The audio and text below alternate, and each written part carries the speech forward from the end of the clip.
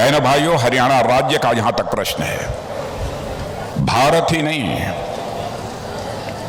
दुनिया के दूसरे देशों में रहने वाले लोग भी सच्चाई को अच्छी तरह जानते हैं कि हरियाणा राज्य हिंदुस्तान का एक ऐसा राज्य है जहां की हवाओं में वीरता और बलिदान की गाथाएं तैरती रहती हैं। ऐसा राज्य है हरियाणा राज्य। और ऐसे राज्य में जब मुझे जानकारी प्राप्त हुई, ओम प्रकाश जी धनखड़ और आपके यशस्वी मुख्यमंत्री आदरणीय मनोहर लाल जी ने यह कहा, पृथ्वीराज जी चौहान की प्रतिमा, भव्य प्रतिमा बनी है, उसका अनावरण आपके हाथों से होना है, तो बहनों भाइयों, सहज में ही मैंने अपनी सहमति दे दी।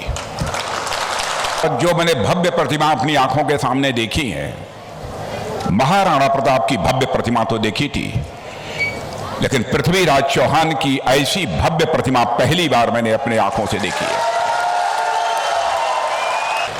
और जो ये पहल आप लोगों के द्वारा की गई है, इसके लिए मैं एक बार शीश झुकाकर आप सभी बहनों भाइयों का अपनी तरफ से हार्दिक अभिनंदन करता हूं, आप सभी का स्वागत करता हूं। मेरे बहनों भाइयों, भारत के उत्तरी क्षेत्र जिसमें आज का हरियाणा है, पंजाब है, राजस्थान है, पश्चिमी उत्तर प्रदेश शामिल हैं, पर राज करने वाले सम्राट पृथ्वीराज चौहान भारतीय जनमानस की स्मृति पटल पर अंकित थे, अंकित हैं और भविष्य में भी यही अंकित रहेंगे, यह मैं विश्वास के साथ कह सकता हूं।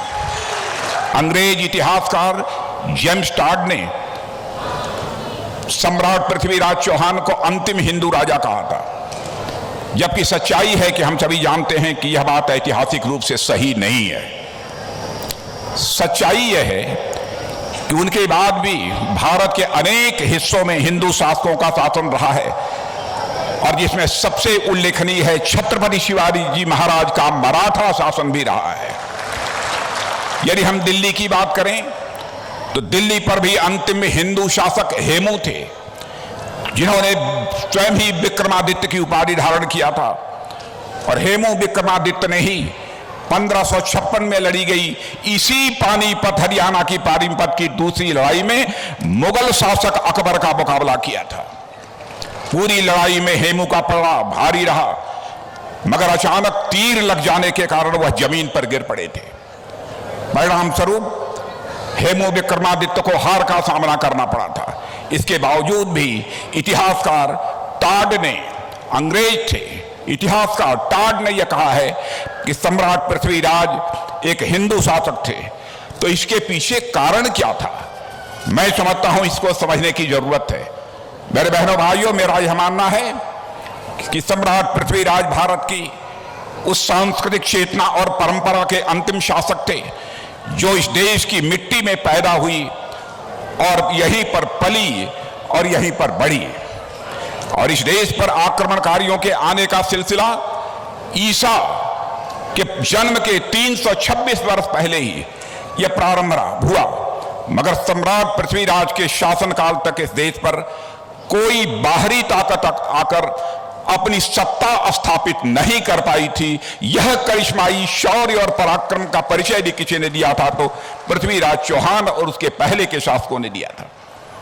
लेकिन मैं यहां पर निश्चित रूप से चर्चा करना चाहूंगा कि बहनों भाइयों, दुनिया के दूसरे देशों में जाओ, दुनिया के रहने वाले लोगों से पूछो, आज सारी दुनिया यह मानती है कि भारत अब यह कमजोर भारत नहीं रहा है, बल्कि भारत अब यह दुनिया का ताकतवर देश बन चुका है। एक धारणा सारी दुनिया में भारत के बारे में बनी है। हमारे प्रधानमंत्री मोदी जी की आपने अखबारों में भी देखा होगा, दुनिया के भिन्न भिन्न देशों के राष्ट्राध्यक्षों के द्वारा प्रशंसा की जा रही है। क्या कभी आपने इसके पहले सुना था? मैं बहनों भाइयों, मैं दावे के साथ कह सकता हूं कि जब दुनिया के राष्ट्राध्यक्ष भारत के प्रधानमंत्री की प्रशंसा करते हैं तो जो भी स्वाभिमानी भारतवासी होगा उसका सीना अपने आप चौड़ा हो जाता है बहनों भाइयों, कि हमारी भारत की इज्जत और प्रतिष्ठा दुनिया में किस तरीके से बढ़ी है। गलवान घाटी में जब भारत और चीन के बीच स्टैंड ऑफ हुआ था, दोनों तरफ से जब सेनाएं खड़ी हुई थी, गुत्थम गुत्था हुआ था बहनों भाइयों, तो हमारे भारत के सेना के जवानों ने जिस शौर्य और पराक्रम का परिचय दिया है, यदि सारी गाथा मैं आपके सामने रख दूं तो अपने आप आपका सीना चौड़ा हो जाएगा बहनों भाइयों। और मैं समझता हूं ऐसे सारे सेना के जवानों का एक बार हाथ उठाकर उनका अभिनंदन किया जाना चाहिए, उनका स्वागत किया जाना चाहिए, तालियां बजाकर किया जाना चाहिए। आजाद भारत के इतिहास में ऐसा पहले कभी नहीं हुआ था। लंबे समय तक अंग्रेजों की हुकूमत रही है। गुलामी की मानसिकता से भी मेरे बहनों भाइयों हम सबको बाहर आने की जरूरत है। मुझे याद है कि जब हम लोग पढ़ते थे तब भी लोग उदाहरण दिया करते थे कि अंग्रेजों के शासनकाल में ऐसा हुआ करता था, ऐसा हुआ करता था, वैसा हुआ करता था, उसका गुणगान हुआ करता था। लेकिन आपने देखा इस गुलामी की मानसिकता से भी हम भारतवासी धीरे धीरे मुक्त हो रहे हैं, आजाद हो रहे हैं। अभी हाल में हमारे प्रधानमंत्री से अंग्रेजों के जमाने से चली आ रही राजशाही मानसिकता को त्याग कर राजपथ का नाम कर्तव्य पथ पर बदल दिया है मेरे बहनों भाइयों। और इंडिया गेट पर नेताजी सुभाष चंद्र बोस की एक भव्य प्रतिमा भी लगा दी गई है, ताकि नेताजी से लोग प्रेरणा लेकर अपने जीवन में अपने कर्तव्यों का ठीक तरीके से वह पालन करें। इसलिए मैं कहना चाहता हूं कि बहनों भाइयों, यह धरती जहां पर आप लोगों ने पृथ्वीराज चौहान की प्रतिमा लगाई है, आपको प्रेरणा किसने दी? मैं प्रेरणा देने वालों को भी मैं तारीफ करना चाहूंगा कि 1000 साल बाद भी आप पृथ्वीराज चौहान को भुला नहीं पाए।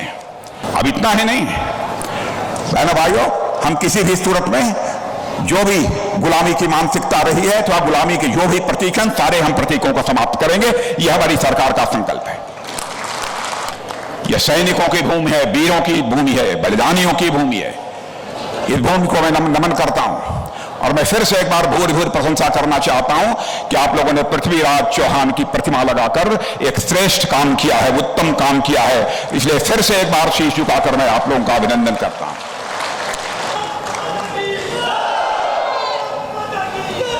कथनी और करनी में अंतर लाकर जो भारत की राजनीति में विश्वास का संकट पैदा हुआ था, हम उस विश्वास के संकट को नहीं पैदा होने देना चाहते। विश्वास के संकट को हमारी सरकार ने एक चुनौती के रूप में स्वीकार किया है। हम लोगों ने अपनी घोषणा पत्रों में भी जो कहा उसे किया, और मैं तो दावे के साथ कहता हूं, कोई मां का लाल बतला दे कि आपने ये कहा था उसको नहीं किया।